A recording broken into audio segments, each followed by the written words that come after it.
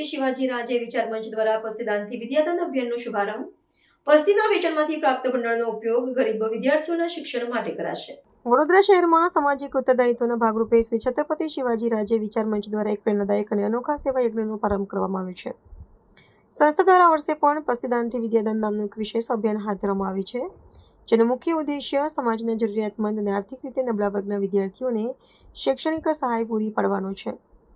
અભિયાન અંતર્ગત શહેરના વિવિધ વિસ્તારોમાંથી જૂના છાપા, નકામા પૂઠા અને પસ્તી એકત્ર કરવાની કામગીરી સઘન રીતે શરૂ કરી દેવામાં આવી છે. આ પ્રોજેક્ટના અમલીકરણ અને તેના હકારાત્મક પ્રભાવ વિશે વાત કરીએ તો નાગરિકો દ્વારા દાનમાં આપવામાં આવતી પસ્તીનું વેચાણ કરીને એકત્રિત થતા ભંડોળનો સંપૂર્ણ ઉપયોગ ગરીબ વિદ્યાર્થીઓના પુસ્તકો, સ્ટેશનરી અને શૈક્ષણિક ફી માટે કરવામાં આવશે. સંસ્થાના પદાધિકારીઓએ માહિતી આપતા જણાવ્યું હતું કે ચાલુ શૈક્ષણિક વર્ષમાં આશરે 1000 જેટલા વંચિત બાળકોને શિક્ષણમાં સહાયરૂપ થવાનો સંકલ્પ લેવામાં આવ્યો છે. અભિયાનની શરૂઆતના ગણતરીના દિવસોમાં જ શહેરના વિવિધ વિસ્તારોમાંથી 100 કિલોગ્રામથી વધુ પસ્તીનું અનુદાન પ્રાપ્ત થયું છે, જે સ્થાનિક નાગરિકોના ઉમદા કાર્ય પ્રત્યેનો ઉત્સાહ દર્શાવે છે.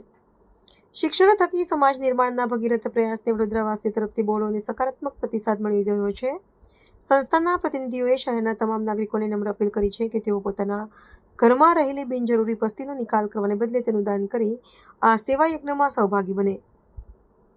આ પ્રકારની પહેલ માત્ર પર્યાવરણના રક્ષણમાં જ મદદરૂપ નથી થતી, પરંતુ છેવાડાના પરિવારોના સંતાનો માટે ઉજ્જવળ ભવિષ્યના દ્વાર પણ ખોલે છે, જે આગામી સમયમાં અન્ય સામાજિક સંસ્થાઓ માટે પણ એક દિશાસૂચક ઉદાહરણ પૂરું પાડી શકે છે.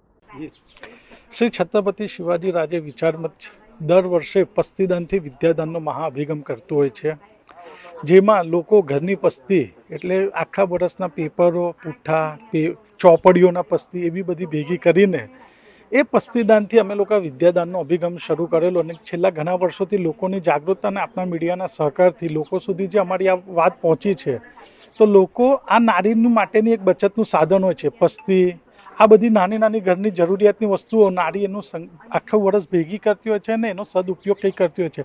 જેવા ઘરમાં ગાભા ચીદડા હોય તો એ વાપીને વાસણ લેતી હોય છે. એટલે આ ભારતીય સંસ્કૃતિની નારીઓ બચતમાં માનતી હોય, પણ એ ઉદારીકરણથી પોતાનું મોટું મન રાખીને અમને બોલાવીને આજે વાડી સ્થિત આ 100 કિલોથી ઉપરની પસ્તી આપી રહી છે. અને એ પસ્તી એવી વિવિધ વિસ્તારોમાંથી આપણે કલેક્શન કરીશું ને આપના શ્રોતાઓને બી હું આકલ કરું છું કે દર વર્ષની જેમ તમે બી વધુમાં વધુ પસ્તી અમને આપશો, તો જેનાથી અમે આશરે આ વખતે 1000 જેટલા વિદ્યાર્થીઓને મદદ કરવાનો ઉપદેશ લીધેલો છે. તો એને પરિપૂર્ણ કરવા માટે અમારી કલ્પના છે, પણ એને યશસ્વી કરવું એ આપના શ્રોતાઓના હાથમાં છે. તો અમારા આ પ્રયત્નને ચોક્કસ આપ હાથો હાથ લો એવી હું અપેક્ષા વ્યક્ત કરું છું.